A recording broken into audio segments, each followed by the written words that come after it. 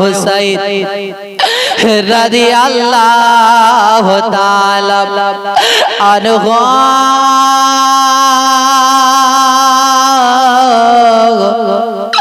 তিনি যেন খিমার মধ্যে দাঁড়িয়ে আছে, পেছন দিক থেকে যেন একটা কান্দার শব্দ আছে। দাদা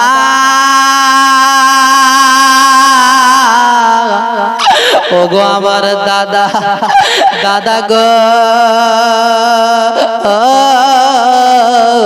যখন ইমামের কাছে এলেন, আসার পরে কদম বসি করে এই মেয়েটি যেন হাত দুটোকে ধরে ইমামে হোসেনকে বলতে লাগলেন, ওগো দাদা, আমার যে কোলে যে সন্তানটা আছে তার নাম হচ্ছে আলী আসগার, এর সন্তানটার নাম হচ্ছে আলী আসগার। ওগো দাদা, এই ছেলেটা কথা বলতে পারে না, মার সঙ্গে কথা বলতে পারে না, মাকে কিছু বলতে পারে না। ওগো দাদা, এই ছেলেটা যেন পিপাসায় আজকে তার প্রাণটা বেরিয়ে যাবে। আজকে আপনি দেখেন আমার কোলে কেমন ছটফট ছটফট করে নিজের জিভটাকে বাহির করে আলী আসগার যেন বলতে চায়, ওগো আব্বা, আমাকে যে পিপাসা লেগেছে আমি আর পানির জ্বালা সহ্য করতে পারি না। আব্বা গো, এই জিভাতে যদি এক ফোঁটা পানি আপনি আমাকে দিতে পারতেন তাহলে আলী আসগারের প্রাণটা যেন বেঁচে যেত। হযরতে যায়েনব রাদিয়াল্লাহু তাআলা আনহু যেন ছেলেটাকে কোলে করে নিয়ে ইমামে হোসেনের কাছে এলেন। আসার পরে ইমামে হোসেনকে বলতে লাগলেন, ওগো দাদা, আপনি যদি আলী আসগারকে কোলে করে নিয়ে যদি একটুবার কারবালাতে যেতেন, ওই 22,000 সৈন্যর মধ্যে একটা সৈন্যর ভিতরে যদি মানবতা থাকতো, যদি নবীর মহব্বত থাকতো, তার ভিতরে যদি একটু যদি মায়া থেকে যেত, যদি তার ভিতরে একটু দয়া থাকতো, ওগো আব্বা, এই আলী আসগারকে যদি একটু পানি দিয়ে দিত তাহলে আলী আসগারের প্রাণটা বেঁচে যেত। আলী আসগার খিমাতে আসতো, আলী আসগার খিমাতে আসার পরে আলী আসগার খিমাতে খেলাধুলা করত, মায়ের মনটা ভরে যেত। ওগো দাদা, আপনি একটু দয়া করে, আপনার কাছে কোনোদিন আমি কিছু চাইনি, মদিনা থেকে মক্কা এলাম, মক্কা থেকে ইরাকে এসেছে, কারবালার ধরতিতে এসেছে। ওগো দাদা, ওগো আমার দাদা জান, আজকে আমার দুটো সন্তান আউন মোহাম্মদকে আপনার কদম তলাতে শহীদ করে দিয়েছে, কিন্তু আপনার কাছে কোনোদিন আমি পানি চাইনি, কিন্তু আজকে আলী আসগারের জন্য আপনার কাছে আমি ভিক্ষা চাইছি। ওগো আমার দাদা, একটু আপনি দয়া করে আলী আসগারকে কোলে করে নিয়ে ওই কারবালার ধরতিতে চলে যান, সেখানে তো আপনি ওই আলী আসগারকে একটু পানি পান করে আনে। আবার ইমামে হোসেন বললেন, বোন, তারা আমাদেরকে পানি দেবে না রে, তারা আমাদেরকে পানি দেবে না। ওগো যায়েনব, আজ যদি তারা আমাকে পানি দিত, আজকে কাসিমের আজকে 19 বছরের জাওয়ান এইভাবে রক্তাক্ত অবস্থায় কারবালায় পড়ে থাকতো না। ওগো যায়েনব, আজ যদি আমাদেরকে তারা পানি দিত, আলী আকবরের 18 বছরের জাওয়ান এইভাবে রক্তাক্ত অবস্থায় কারবালায় পড়ে থাকতো না। ওগো বোন যায়েনব,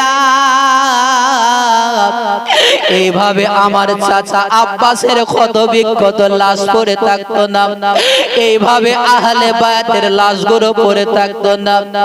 ওগো যায়েনব,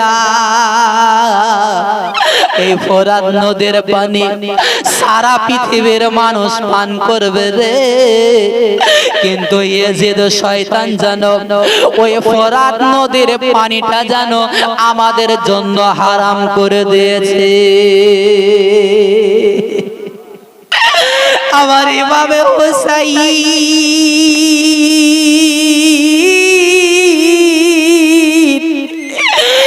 বোনের কথাটা রাখার জন্য ছেলেটাকে কোলে করে নিলে ইমামে হোসেন জানাব এই পিপাসিত অবস্থায় আলী আসগরকে কোলে করে নিয়ে আমার মা তিনি যেন কোন যুদ্ধের পোশাক পরলেন না বাবা, তিনি যেন উটের পিঠে চাপলেন না, দুলদুলের উপরে চাপলেন না, বরং আমার আলী আসগরকে কোলে করে নিয়ে উত্তপ্ত বালুচরের উপরে হাঁটতে হাঁটতে আমার ইমামে হোসেন যেন ওই কারবালায় গিয়ে পৌঁছালেন।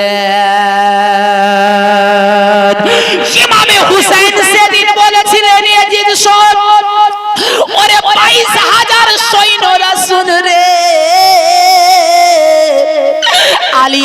আলী আকবরকে তোরা শহীদ করে দিয়েছে, আলী আকবরকে তোরা শহীদ করে দিয়েছে, কাসিমকে শহীদ করে দিয়েছে, আউন মোহাম্মদকে শহীদ করে দিয়েছে, আব্বাসকে শহীদ করে দিয়েছে। ওরে শোন রে,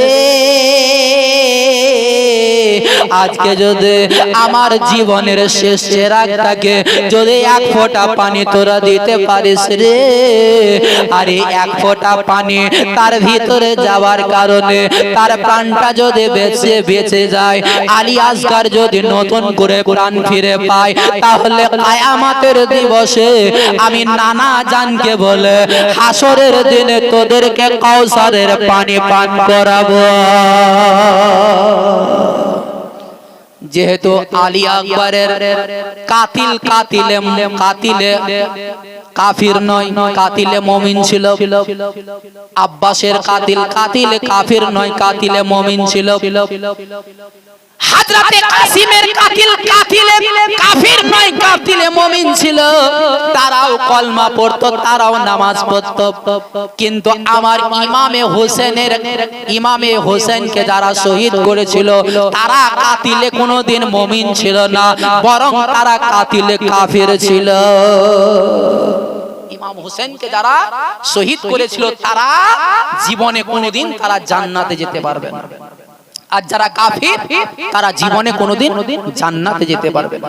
ইমামে আবু হানিফা রাহমাতুল্লাহ আলাইহি মাসলা আছে এটাই যে এই ইয়াজিদকে কাফের বলা যাবে না, যাবে না, কিন্তু ইমামে আবু হানিফা হযরত ইমামে হাম্বল রাহমাতুল্লাহ আলাইহি তিনি সরাসরি ফতোয়া দিয়েছেন যে ইয়াজিদ কাফের ছিল, কিন্তু ইমামে আবু হানিফা রাহমাতুল্লাহ আলাইহি তিনি ফতোয়া দিয়েছেন আমাদেরকে চুপ্পি থাকার জন্য বলেছেন, তিনি ইয়াজিদকে কাফের ঘোষণা করেননি। যেহেতু এই কথাটা তিনার কাছে যে একটা কাটি দলিল, যেটা এই দলিলটা ইমাম আবু হানিফার কাছে পৌঁছেনি বলে ইনি কাফেরের ফতোয়া দিতে পারেন। সামাইনে کرام আলী আসগরকে কোলে করে নিয়ে ইমামে হুসাইন দাঁড়িয়ে আছে, ইমামে হোসেন জানা বলতে লাগলেন, ওরে শোন রে, তোরা যদি মনে করে আলী আসগরকে পানি দিতে গেলে এই পানিটা আমি পানি পান করে নেব, কিন্তু এটা তোদের ভুল ধারণা। নে আলী আসগরকে উত্তপ্ত বালুচরের উপরে ইমাম হোসেন রেখে দিলেন।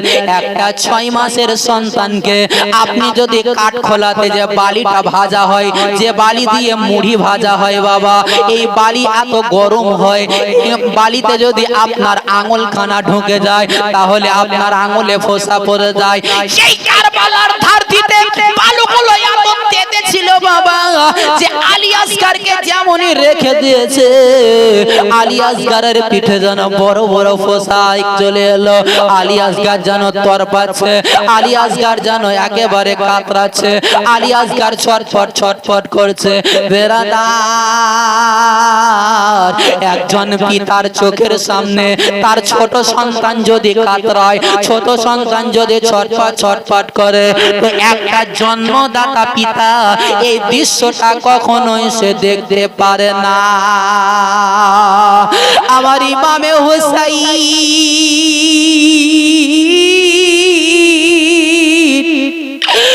ছুটতে ছুটতে এসে যেন আলী আসগারকে কোলে করে নিলেন। আলী আসগারকে কোলে করে নিয়ে আসেন। এইদিকে যেন এজেদের সৈন্যরা দাঁড়িয়ে আছে বাবা। আর ওই ওবাইদুল্লাহ বিন এজেদ, ওবাইদুল্লাহ বিন জিয়াদ যেন বলতে লাগলো, ওরে হুরমিলা রে, ওরে হুরমিলা বিন কাহিল কোথায় আছে রে? তোর কামানের মধ্যে বিষ মাখানো তীরখানাকে চাপিয়ে দে। আর ওই ইমামে হোসাইন যে সন্তানটাকে খিমা থেকে এনেছে, এই সন্তানটা যেন জিন্দা অবস্থায় খিমার মধ্যে না ফিরে যায়। এই হুরমিলা বিন কাহিল কে ছিল? বিশাল একটা যোদ্ধা ছিল। আর হুরমিলা বিন কাহিলের এত নিশানি ছিল, যে জায়গাতে মনে করতো যে তীর মারবো আমি, এই তীরটা সেখানেই গিয়ে লাগতো। হুরমিলা বিন কাহিল দাঁড়িয়ে আছে, কামানে তীরটা চাপিয়ে দিয়েছে। এই তীরটা এত লম্বা ছিল, আলী আসগারের কাঁধ যতটা লম্বা ছিল, তীরটা তার চাইতে বেশি লম্বা ছিল। আলী আসগার যতটা ভারী ছিল, তার চাইতে দ্বিগুণ ভারী আপনার বিষ মাখানো এই তীরখানা ছিল। হুরমিলা বিন কাহিল যেন কামানের তীরটাকে চাপিয়ে দিয়েছে। এইভাবে যেন তীরটাকে যেমনই ছুটতে যাবে বাবা, হঠাৎ করে যেন হাতটা যেন থরথর করে কাঁপতে লাগলো। তীরটা যেন ছাড়তে পারলো না।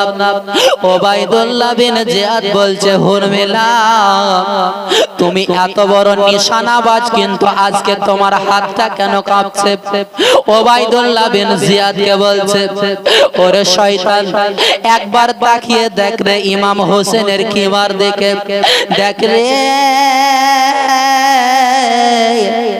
ওইখানে ছোট একটা সন্তান, 7 বছরের একটা মেয়ে আমার কাছে হাত জোর করে কাকুতি মিনতি করে বলছে, ওরে হুরমিলা বিন কাহিল, আমার ভাই আলী আসগারকে মেরে দিও না। আমি যাকে মদিনাতে ঝুলাই ঝুলাতাম, আমি যাকে মদিনার গলিতে নিয়ে খেলা করতাম, ওরে হুরমিলা আজকে যদি আমার আলী আসগারকে যদি তুমি মেরে দাও, আমার কোলটা খালি হয়ে যাবে। হযরত হুরমিলা বলতে লাগলো, ওরে ওবাইদুল্লাহ বিন জিয়াদ, ওই ছোট্ট মেয়ের চোখের পানিটা দেখে জানো আজকে আমার হাতটা এইভাবে কাঁপতে লেগেছে। আমার ইমামে হোসাইন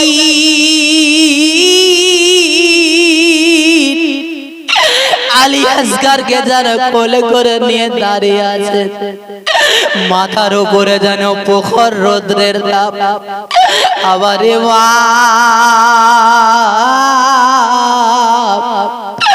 ওই আলী আসগারকে এইভাবে ধরে যেন দাঁড়িয়ে আছেন বাবা। ওবাইদুল্লাহ বিন জিয়াদ হুরমিলা বিন কাহিলকে বলল, যদি তুই সাকিনার চোখের পানিকে দেখতে না পারিস রে, তোর ভিতরে যদি মোহাব্বত জাগে, ভালোবাসা জাগে, তাহলে তোর দুই চোখ দুটোকে বন্ধ করে নে, আর ওই কামান থেকে তীরটাকে ছুঁড়ে দে। এই হুরমিলা বিন কাহিল জানো একেবারে নিজের চোখ দুটোকে বন্ধ করে এইভাবে যেন তীরটাকে সাই করে ছেড়ে দিল। তীরটা যেন হাওয়ার গতিতে ছুটে চলে আসছে। আমার ইমাম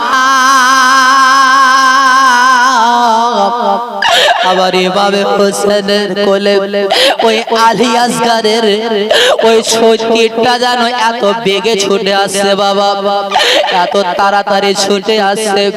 আর তাড়াতাড়ি ছুটে আসতে আসতে ওই বিষ মাখানো তীরটা যেন আলী আসগারের গলার মধ্যে এসে গেঁথে গেল।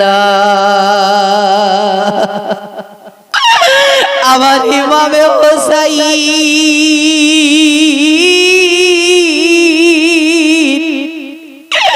তিনি দেখতে এসে বলেন আলী আসগরের কচি গলাটাকে পার করে দিয়ে ইমামে হোসেনের বাহুতে সে তীরটা গেঁথে গেল। আবার মা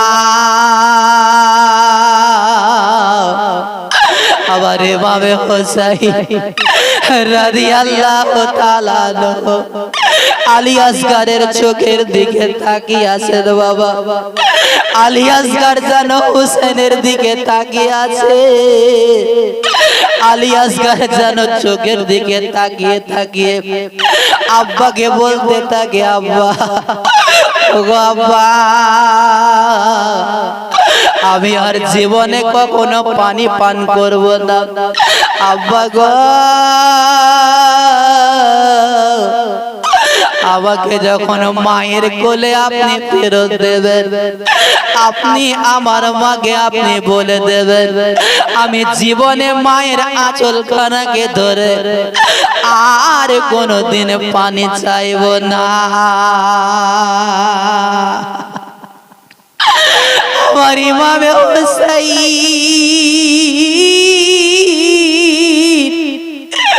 আলী আসগরকে যেন বালির মধ্যে নামিয়ে দিয়ে আলী আসগরকে যেমন শুইয়ে দিয়েছেন, আলী আসগর যেন একবার আব্বার চেহারার দিকে তাকিয়ে দেখে ওপর দিকে চোখের পাতাটাকে যখন করে নিচে দিকে নামিয়ে দিলেন। বাবা একেবারে জনম জনমের মতো আলী আসগর যেন নিজের চোখটাকে বন্ধ করে দিলে। আবার ইমামে হোসেন যেন এইভাবে রেখে তীরটাকে যেন টানছেন, কিন্তু তীরটা বেরিয়ে আসে না। আমার ইমামে হোসেনের বয়স ওই সময় বয়স ছিল 56 বছর 5 মাস 5 দিন। এই 56 বছর 5 মাস 5 দিন সময়ে ইমাম হোসেনের শরীরে যতটা শক্তি ছিল বাবা, ততটা শক্তি দিয়ে হাত খানাকে দিয়ে এইভাবে যেমন তীর খানাকে বাহির করে নিলেন, আর যেমনই তীরটাকে বাহির করলেন আলী আসগরের কচি গলা থেকে একেবারে ডিপের পানির মতো যেন রক্তের ফোয়ারা আসতে লাগলো। আমার ইমামে হোসেন যেন গরম গরম রক্তগুলো হাতের মধ্যে নিলেন, আর হাতের মধ্যে নেওয়ার পরে এই রক্তগুলোকে যখনই আকাশের দিকে ছুড়তে যাবেন, আকাশ যেন কান্না করেছিল।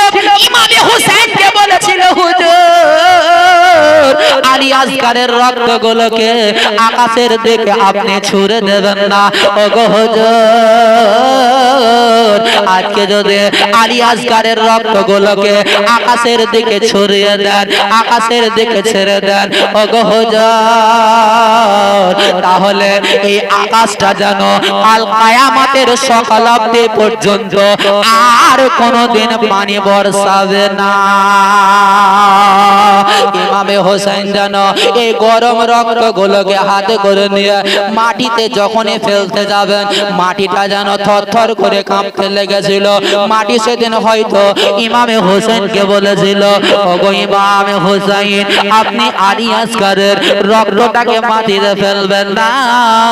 আজকে যদি আলী আসগরের রক্তটা মাটিতে ফেলে দেন, কাল কিয়ামতের সকাল অবধি পর্যন্ত এই মাটিটা বাঁধা হয়ে যাবে, মাটিটা বন্ধা হয়ে যাবে, এই মাটি থেকে কোনোদিন শস্য উৎপাদন হবে না। অবশেষে আমার ইমামে হোসেন কি করেছিলেন, আলী আসগরের রক্তগুলোকে নিয়ে ইমামে হোসেন নিজের শরীরের মধ্যে তিনি মেখে নিয়েছিলেন। জোরে বলুন সুবহানাল্লাহ। আমার ইমামে হোসেন রাদিয়াল্লাহু তাআলা আনহু এই আলী আসগরকে কোলে করে নিয়ে হযরতে উম্মে রুবাবের কোলে তিনি দিয়েছিলেন।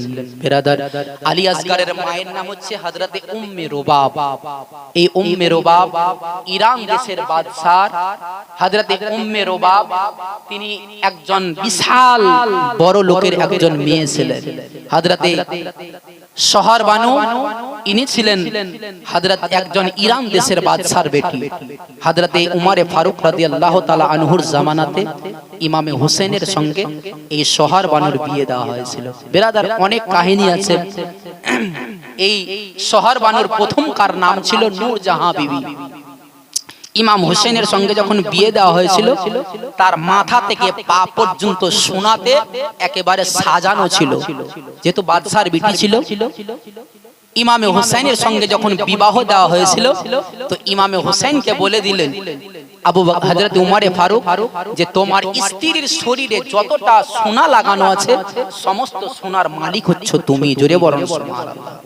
তো হযরত উমরে ফারুক তিনি নূরজাহাঁ বিবি থেকে ইনার নামটাকে চেঞ্জ করে শহর বানু রেখেছিলেন। সেদিন থেকে তিনার নাম রাখা হয়েছিল শহর বানু। ইনি সেখান থেকে ইরান দেশ থেকে একটা বাঁধি নিয়ে এসেছিলেন, যে বাঁধিটার নাম হচ্ছে শিরিন।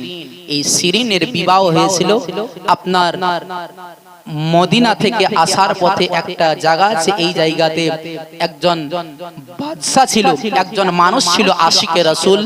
এই আশিকে রাসূলের সঙ্গে শিরিনের বিবাহ হয়েছিল। অনেক লম্বা চওড়া ঘটনা আছে। একবার মহব্বতে দরুদ পাক পড়ুন, একটা ছোট্ট গজল পড়ে মানকাবাত করে কারবালার মানকাবাত করে ইনশাআল্লাহ তাআলা শেষ করে দেব। একবার মহব্বতে দরুদ পড়ুন। আল্লাহুম্মা সাল্লি আলা সাইয়্যিদিনা